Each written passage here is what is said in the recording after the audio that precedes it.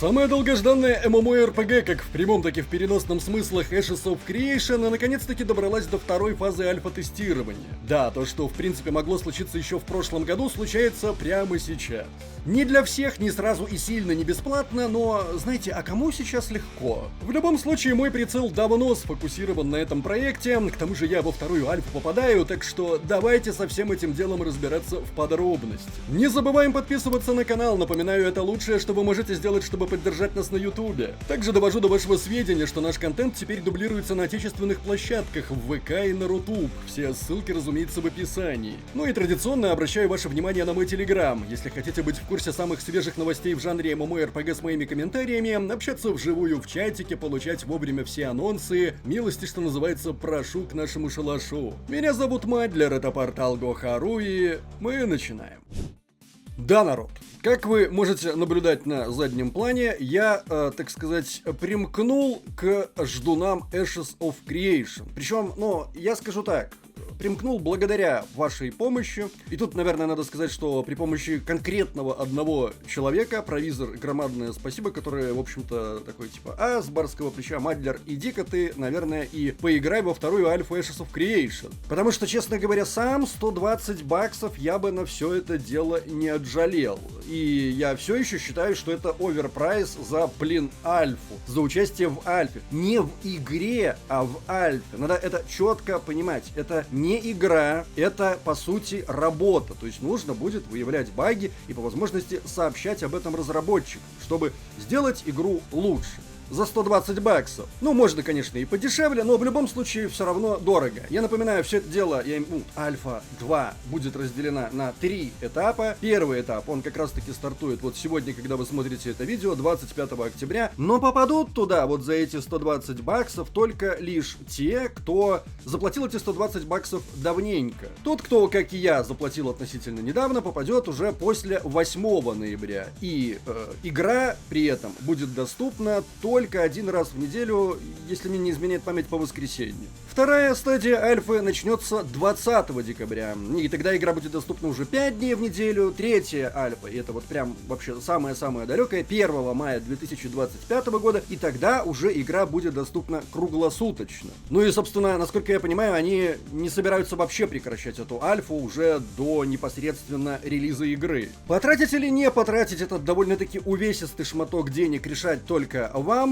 Я же здесь хотел поговорить о информации, которая появилась в преддверии второго альфа-тестирования Ashes of Creation. Там и NDA частично сняли. И Стивен Шариф много чего наговорил. Можем обо всем об этом подробненько посудачить. Но в общем и целом я могу сразу сказать, что вот лично для меня Ashes of Creation представляет громаднейший интерес, потому что... А вот почему? Давайте разбираться. Погнали. Как я уже упомянул, недавно разработчики Ashes of Creation сняли устное и письменное NDA перед началом альфа-версии 2 своего проекта, и теперь все те, кто участвовал в закрытом тестировании, вольны рассказывать об этой игре все, что угодно. И я не то чтобы ожидал какого-то потока хейта в сторону Ashes of Creation. Просто потому, что ожидать потока хейта от людей, которые в свое свободное время занимаются, причем, я так полагаю, бесплатно тестированием игры, было бы странно, да?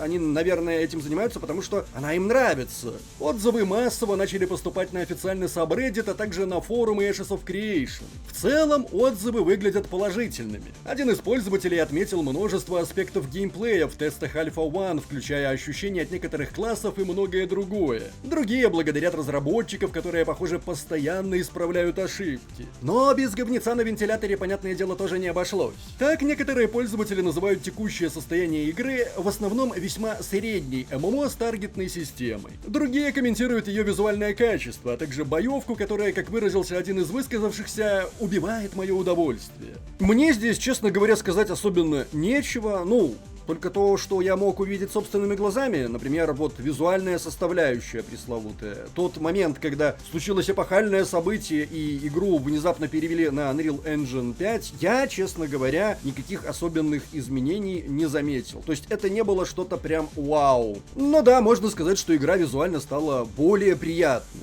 Что же касается боевой системы, то она вроде как, насколько мне известно, не топ-таргетная, она там гибридная, то есть есть еще возможность переключаться в экшен мод. И, безусловно, я бы предпочел новые прогрессивные нон-таргет, но что поделать, игру, видимо, делают староверы. Уже хорошо то, что они полностью уходят от классического топ-таргета в сторону вот такой вот гибридной боевой системы. И на этом спасибо. В целом же, как я уже упомянул, мнения относительно Ashes of Creation скорее положительные. Теперь же мне хотелось бы сосредоточиться на той информации, которой недавно щедро поделился основатель и креативный директор студии Стивен Шариф в нескольких подкастах с блогерами, профильно занимающимися освещением Ashes of Creation. За наводку на материал спасибо подписчику мистеру Негативу, который в моем телеграме сбросил компиляционный ролик с переводом. Ну и, разумеется, громадная благодарность блогеру Крусту, который эту самую компиляцию и перевод осуществил. Ссылку на оригинал видео оставлю в описании, можете на досуге глянуть, там масса подробностей. Здесь же хотелось бы пройтись по основным и важным, как мне кажется, моментам.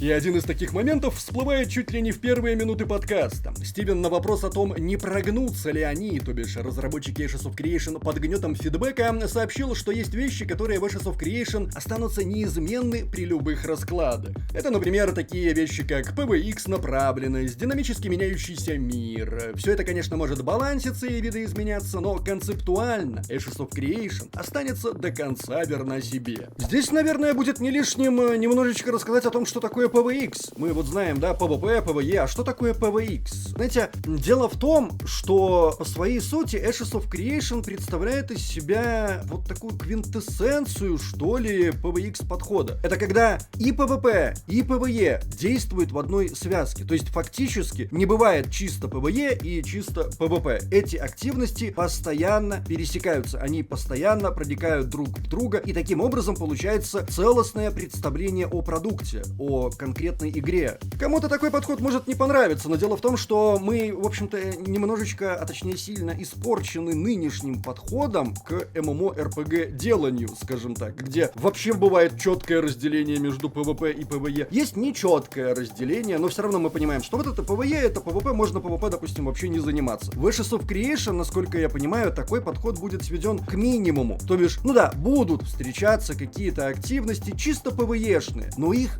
по отношению ко всему остальному контенту будет очень и очень мало. И мне это нравится. Те, кто давненько подписан на наш канал и смотрят наши видео, знают, что я ратую за то, чтобы в MMORPG и был как раз такой подход. Чтобы мы занимались, допустим, PvP для того, чтобы там, допустим, что-то получить в PvE. И наоборот, чтобы мы ходили в PvE активности, чтобы как-то развиваться в PvP. Здесь же вообще получится так, что мы не можем себе позволить заниматься чем-то одним. У нас все время будет вот это вот пересечение контентов. Вот это прям лайкос. Да, в процессе бесед также неоднократно всплывал вопрос о том, будут ли в игре вообще безопасные зоны, потому что так-то по всему получается, что в Ashes of Creation вам придется быть постоянно начеку. И Стивен ответил, что разработчики, конечно, планируют систему защиты начинающих игроков, но еще не пришли к ее окончательному вижену. Ну то есть уже сейчас в игре есть то, что можно назвать безопасной зоной, да и вообще в текущей итерации можно включать или выключать PvP на разных локах для тестов. Но они не уверены, что так будет продолжаться до бесконечности. Может быть, сделают привязку к уровню персонажа, чтобы его нельзя было атаковать до определенного уровня, а может быть, просто сделают безопасной стартовую зону.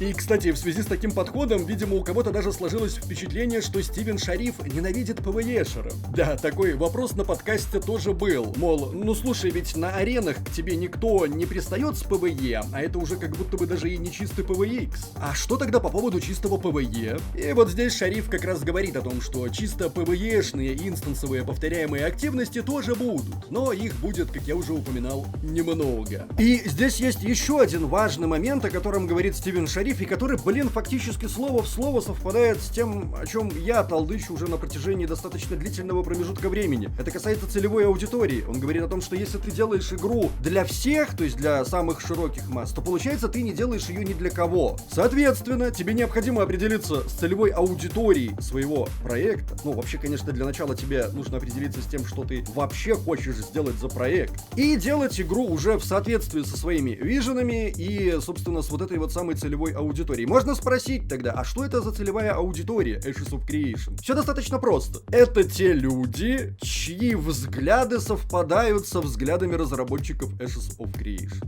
Ну, то бишь, натурально. Да, ребят, как бы, эта игра будет вот такой. Мы можем, как бы, балансно и визуально там что-то, короче, подправить, но поймите, она будет вот такой. Концептуально ничего не поменяется, то есть у нас вот такой вот вижен. Вы можете пойти и подыскать себе какой-нибудь другой проект, который подходит вам больше, как вам, наверное, кажется, но таки вообще, знаете, там со своим уставом в чужой монастырь, как известно, не ходят. Мне в этом плане повезло просто потому, что, ну, вот буквально такие слово в слово, то, о чем говорю я, то же самое на подкастах произносит Стивен Шариф. Так что я, конечно же, разделяю взгляды разработчиков. Более того, я считаю, что именно такими эти взгляды и должны быть, чтобы получить по-настоящему качественную MMORPG. Еще один важный, на мой взгляд, момент касается, простите за тавтологию, момента, о котором я также уже неоднократно говорил. А именно о том, что когда игра появляется, причем, блин, за нормальные бабки, в каких-то там ранних доступах или альфах, люди начинают судить о ней как о законченном продукте. И потом уже не выпадет той самой второй оказии произвести первое впечатление. Соответственно, и впечатление от Ashes of Creation будет, мягко говоря, не очень.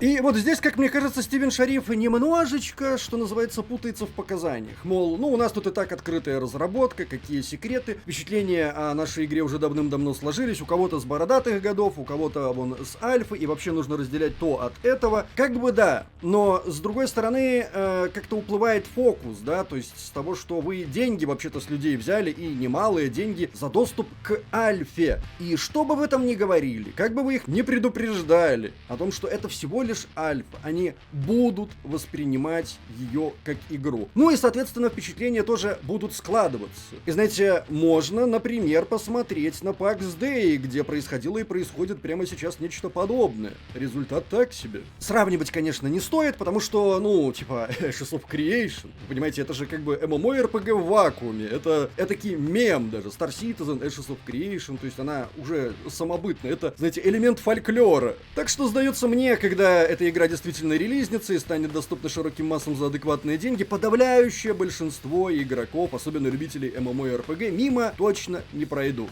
Но моменты все равно достаточно скользкие. К слову, по поводу мемов и элементов фольклора, Стивен Шариф, походу, в курсе всего этого дела. Ну, блин, было бы странно, если бы он был не в курсе. Потому что, когда его спрашивают о том, ожидает ли он, что релиз Ashes of Creation станет самым крупным и громким событием в жанре за последние 10 лет, он без ложной скромности отвечает: да, ожидаю. И это не какое-то там раздутое эго или ЧСВ, потому что лично у меня тоже нет совершенно никаких сомнений в том, что именно так и будет.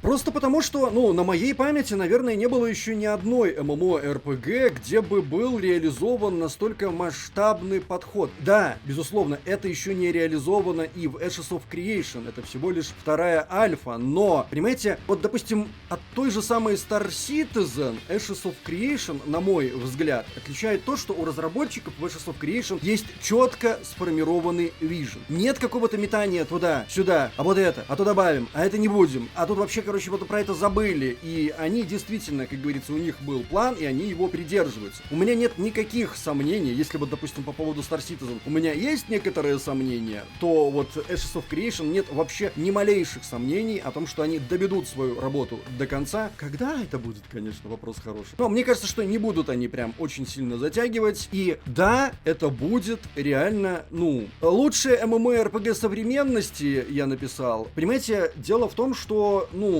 просто как бы, если реализуют все то, что они обещали реализовать, то просто получается, что как бы на рынке не будет таких MMORPG, где будет реализовано то, что будет реализовано в Ashes of Creation. Ну, получается, что лучшее MMORPG современности. И, может быть, даже не только современности. Понятное дело, покажет только время. Но мне, честно говоря, тот же самый Стивен Шариф кажется человеком, который, во-первых, глубоко погружен в процесс разработки своего проекта. Во-вторых, он четко понимает, о чем говорит и куда все это дело должно без лишних поворотов доехать.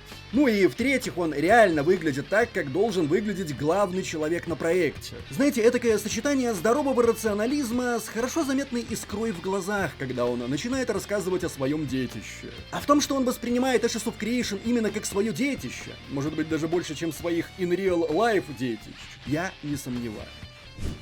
Не забываем, как всегда, традиционно поставить лайк или дизлайк этому видео, поделиться им с друзьями, оставлять свои комментарии, прожать колокол, чтобы быть в курсе выхода нового контента, и подписаться на нас везде, если еще не подписаны. С вами был Мадлер, это портал Go.ru. Еще услышимся.